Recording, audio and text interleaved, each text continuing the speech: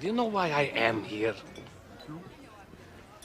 I'm here to grovel before your wonderful Earth Alliance in the hopes of attaching ourselves to your destiny.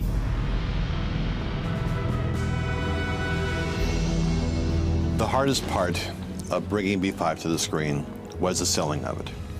For 5 years, we went around to every network, and for 5 years we were told, no, that it couldn't be done. In the past, whenever I've explained it to an executive, you talk to them and you see that their eyes start to glaze over. You know within 10 minutes it ain't gonna happen. But as I explained it to Dick Robertson at Warner Brothers, I could see he understood it. And I knew at that moment we were gonna have a show. Warner's felt very concerned about the ability to make a big science fiction series on a budget. We felt that with the new techniques, particularly with the introduction of digital animation, we could do it on a budget that could be affordable. Like all TV pilots, especially in science fiction, you know, everyone says, you can't do this, you can't do it on the budget. And I thought, well, let's prove to them that we can do it. And it was the attitude of the crew and of all of us on that we could really pull this off. From the beginning, we've had a sense of mission about Babylon 5. That it wasn't just a show, it was something important, which for something as ephemeral and trivial as television seems almost grandiose. But they believed in the story. And that was my first overwhelming impression from The Gathering, was they believed in it. To a fully operational Babylon 5. To the future.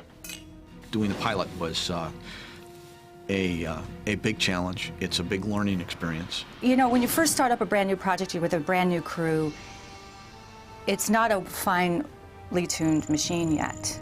And there were bumps. We had a lot of bumps. But everything was just out of love. You know, people were finding a way to make this happen. By the second or third day, things were going so well, and everyone was having such a great time. It was like we'd been shooting together for a year. It was amazing. I think that what you see here is really remarkable in that many, many of the sets that you see in The Gathering are sets that we used for all 5 years of the series. Much of the stuff that we established, the way the doors work, the color coding of the hallways, the textural painting on the walls, everything about Babylon 5 was really born in this pilot. Prior to Babylon 5, I had been a writer and producer on various shows, but I'd never been an executive producer. So when they handed me the 2-hour pilot, I sort of stared at it on the edit machine, made a few small adjustments here and there, and let it go. Probably the single dumbest thing I have done in the history of really dumb things.